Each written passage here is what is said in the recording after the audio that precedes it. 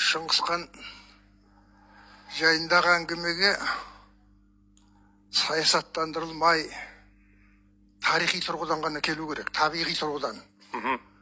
Тарихи тұлғаның ең белгілі нәрсесі екі неден тұрады.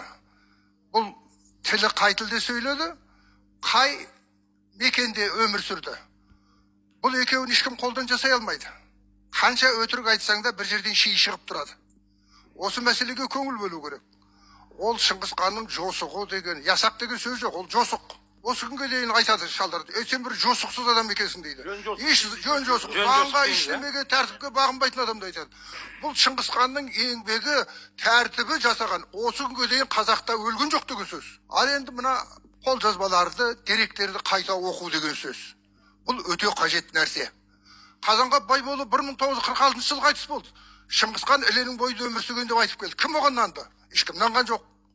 Мына Түркістанда туған батыр ер бабамыз оның атының өзі әлемдер күткен деп Мағжан өлең жазып кетті Түркістанда. Оған кім тыңдады? Ешкім тыңдады. Халық жауы болған адам айта береді дедік. Не болды бізде деректерге? Ешкім сенген жоқ. Бұның бәрін қайта көзгөрген Тілеубердінің Қытай тілінен аударған Моңғолдың құпия шежіресі деген кітаптың өтірік екенін дәлелдеді. Содан кейін барып бұл дүние қайта қозғалды. Ал Шыңғысханның құпия шежіресі дегенді бірақ нәрсе ойлаңыздар.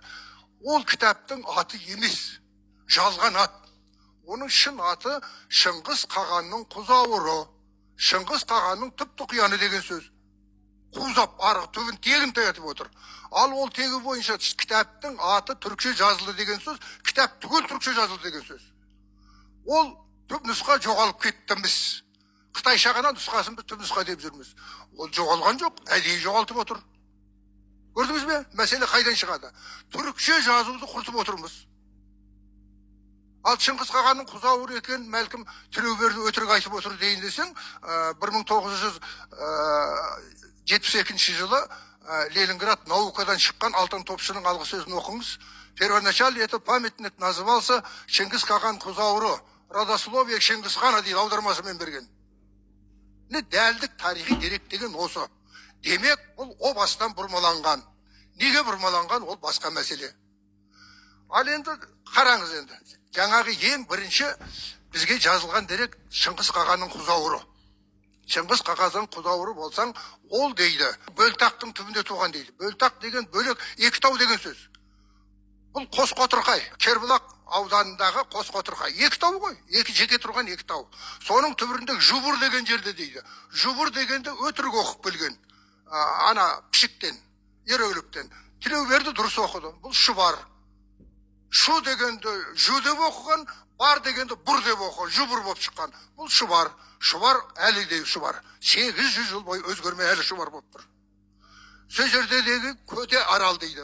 Көте Аралың Арал төбе, әлі Арал төбе. 800 жыл бойы. Бәрі бірдеңге үшеу қатар тұр. Оғаннан байдасаң, анау Шыңғысханға келгенде айтады ғой, анау үлкен кісі Тілеуберді. Сенің туған кезіңде мен саған жөргекке алып келген, мына Қосқотырқайдың түбінде, Шұбардың түбінде дейді. Ал сол жерде Шыңғыссай тұр. Алтын емелдің сол жағыдан. Мен сол жерде туыскенге нақты білем.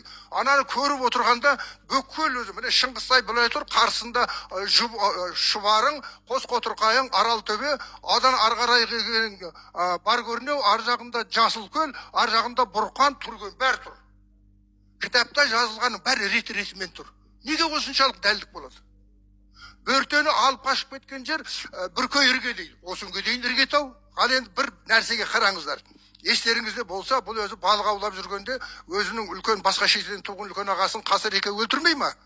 Сол өлтіргенде Ононның бойынан дейді. Қараңыз енді, Ононның бойынан кім келеді? Мына бақанаста тұрған жалайырлар ғой.